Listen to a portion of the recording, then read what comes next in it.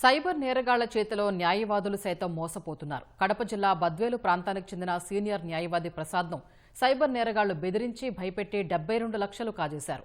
కోర్టుల్లో ఎన్నో క్రిమినల్ కేసులు వాదించిన 40 ఏళ్ల అనుభవం ఉన్న న్యాయవాది ప్రసాద్ను 3 నెలల పాటు ముప్పతిప్పలు పెట్టి డబ్బులు లాగేసుకున్నారు. ఇంట్లో ఉన్న బంగారం తాకట్టు పెట్టి మరీ సైబర్ నేరగాళ్ల బ్యాంకు ఖాతాలకు డబ్బు పంపించాడు. పెద్ద కేసులో చిక్కుకున్నామంటూ సైబర్ నేరగాళ్లు భయపెట్టారని ప్రసాద్ తెలిపారు. సీబీఐ, ఈడీ పేర్లు చెప్పి భయపెట్టేసరికి పరువు పోతుందనే ఉద్దేశంతో కుటుంబ సభ్యులకు కూడా చెప్పకుండా డబ్బు పంపించినట్లు వివరించారు. ఇటీవల మీడియాలో డిజిటల్ అరెస్టుపై కథనాలు చూసి అప్రమత్తమై పోలీసుల్ని ఆశ్రయించారని చెబుతున్న సీనియర్ న్యాయవాది ప్రసాద్తో మా ప్రతినిధి మురళి ముఖాముఖి. కడప జిల్లాలో సైబర్ నేరగాళ్ల ఆగడాలు మితిమీరిపోతున్నాయి. ఏకంగా కోర్టుల్లో క్రిమినల్ కేసులు వాదించేటువంటి న్యాయవాదిని సైతం సైబర్ నేరగాళ్లు వదలడం లేదు. బద్వేలు ప్రాంతానికి చెందినటువంటి న్యాయవాది ప్రసాద్ను 3 నెలల పాటు వేధించి దాదాపు 72 లక్షల రూపాయలు కాజేసినటువంటి వైనం వెలుగు చూసింది. దీనికి సంబంధించి బాధితుడు న్యాయవాది ప్రసాద్ గారు మన దగ్గర ఉన్నారు. ఆయన అడిగి మరిన్ని విషయాలు తెలుసుకుందాం. సార్ చెప్పండి, సైబర్ నేరగాళ్లు మిమ్మల్ని ఏ విధంగా మోసం చేసి డబ్బు వసూలు చేశారు? అసలు ముందు ప్రాసెస్ ఎట్లా నడిచింది వాళ్ళది? ఫస్ట్ వచ్చేసి 8/9/2025 తేదీన మధ్యాహ్నం 3 గంటలకు ఫోన్ వచ్చింది. ఇందిరానగర్ పోలీస్ స్టేషన్ బెంగళూరు నుంచి, మీ ఆధార్ నెంబర్ ఇదే కదా అని ఆధార్ నెంబర్ చెప్పినారు. ఆధార్ నెంబర్ నాదని చెప్పేసినాను. మీ మీద కేసు నమోదైనది ఉమెన్ ట్రాఫింగ్ దాంట్లో అని నాకు ఒక ఎఫ్ఐఆర్ పంపించాను. మేము ఇన్వెస్టిగేషన్ కోసం మీతో మాట్లాడుతున్నాము, మీరేం వరి కావాల్సిన పని లేదు అని చెప్పేసి మదన్ కుమార్ అనే అతను 3 అవర్స్ నాతో మాట్లాడినారు. నాకు సంబంధం లేదు, నేను బెంగళూరుకి ఎప్పుడు పోలేదు. ఒకానొక సమయంలో మాత్రం నేను బెంగళూరు పోయినాను, మ్యారేజ్ పర్పస్ పోయినాను. నేను ఒక లాడ్జీలో దిగినాను. లాడ్జీలో రూమ్ అలాట్ చేసేటప్పుడు ఆధార్ కార్డు ఇచ్చినాను. ఆ ఆధార్ కార్డు బేస్ చేసుకుని వాళ్ళు ఏమైనా సిమ్ కార్డు తీసుకుంటే తీసుకుండొచ్చు, నాకేం సంబంధం లేదని చాలాసార్లు అంత మాట్లాడినాము.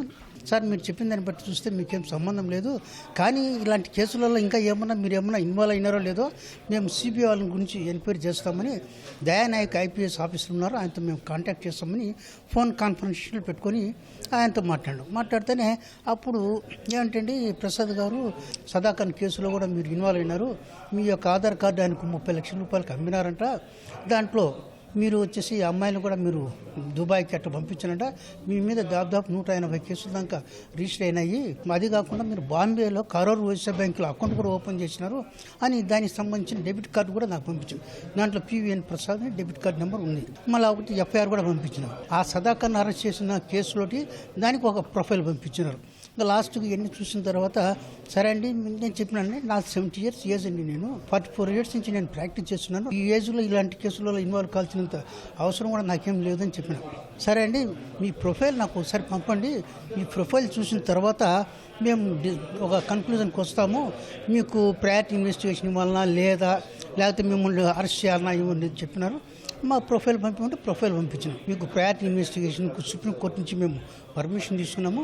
18,70,000 రూపాయలు మీరు సెక్యూరిటీ డిపాజిట్ చేస్తే కనుక ఆ తర్వాత మేము ప్రయారిటీ ఇన్వెస్టిగేషన్ చేస్తాము.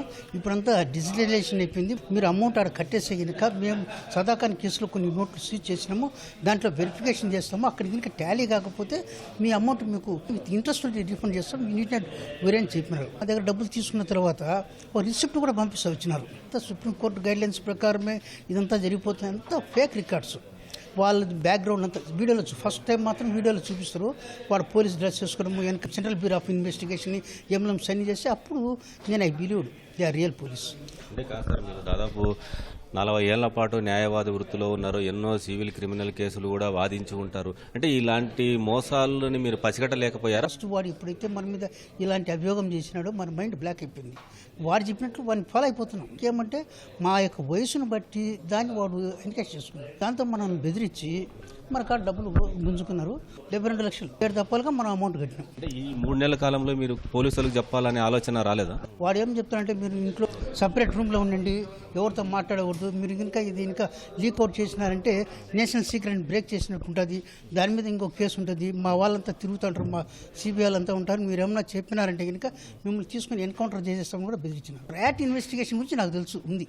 ప్రైవేట్ ఇన్వెస్టిగేషన్ అనేది ఉంది కాబట్టి ఒక లాయర్గా ఈ లాయర్ని ఏ విధంగా అయితే మనం బుట్టలో వేసుకోవచ్చునో అని వాళ్ళు ప్లాన్ చేసుకుని ఆ విధంగా మమ్మల్ని బుట్టలో వేసుకున్నారు. ఇక్కడ ఏమైతే పరువు కోసం ఇంత ఈ వయసులో మనము వాళ్ళు వచ్చి మనం తీసుకొని పోతే మనకు అవమానం కదా, ఆ యొక్క కాన్సెప్ట్తోనే మనము ఎవరికి చెప్పకుండా మనలో మదన పడుతూ ఇంత అమౌంట్ కూడా మనం కట్టడం జరిగింది. ఎవరికి మా బ్రదర్స్ కానీ మా మిస్సెస్ కానీ మా ఫ్రెండ్స్ కానీ ఎవరికే కానీ చెప్పాలి. ఎప్పుడైతే మీకు ఎప్పుడు డౌట్ వచ్చింది పోలీసులకు? మీరు ఈ పులివెందుల ఏదో ఒకటి వచ్చింది కదా, అప్పుడు ఒకటి మళ్ళీ సుధాకర్ యాదవ్ది కూడా పేపర్లో వచ్చింది. అప్పుడు నేను నన్ను కూడా వీళ్ళు చీట్ చేసినారు అని అప్పుడు అనిపించింది. కంప్లైంట్ ఇవ్వడం, కంప్లైంట్ ఇచ్చిన తర్వాత త్వరితగతిలో అమౌంట్ సీజ్ చేయడం కూడా జరిగింది. ఈ కేసును ఛేదించిన మైదుకూరు డీఎస్పీ రాజేంద్ర ప్రసాద్ గారు మన దగ్గర ఉన్నారు. ఆయన ఒకసారి అర్థం 40 ఏళ్ల పాటు న్యాయవాద వృత్తిలో ఉన్నటువంటి వ్యక్తి, ఎన్నో కేసులు చూస్తుంటే అలాంటి వ్యక్తి మోసపోయారు. ఆ కేసుని మీరు ఎట్లా ఛేదించారు? అంటే ఇది ఏమంటే కనుక వాళ్ళు జస్ట్ మామూలుగా మైండ్ గేమ్తో బ్లాక్మెయిల్ చేస్తారు. అంటే ఎవరికైనా కానీ సరే సడన్గా మీ మీద కేసులు ఉన్నాయి అని చెప్పేసి అంటే కనుక కొద్దిగా ఆలోచన అన్నటువంటిది ఎందుకున్నాయి ఏమని చెప్పేసి. సో వీళ్ళు మామూలుగా అయితే కనుక ఒక టాప్ అఫీషియల్స్ పేర్లు అట్లాగనే టాప్ దర్యాప్తు సంస్థల పేర్లు యూజ్ చేస్తున్నారు కాబట్టి అది వాళ్ళు ఇదైపోయింది. ఏ పోలీస్ సంస్థ కానీ దర్యాప్తు సంస్థలు కూడా ఎవరు కూడా మిమ్మల్ని వాట్సాప్ కాల్ కానీ వీడియో కాల్స్ చేసేసి మిమ్మల్ని అరెస్ట్ చేస్తామని చెప్పేసి చెప్పరు.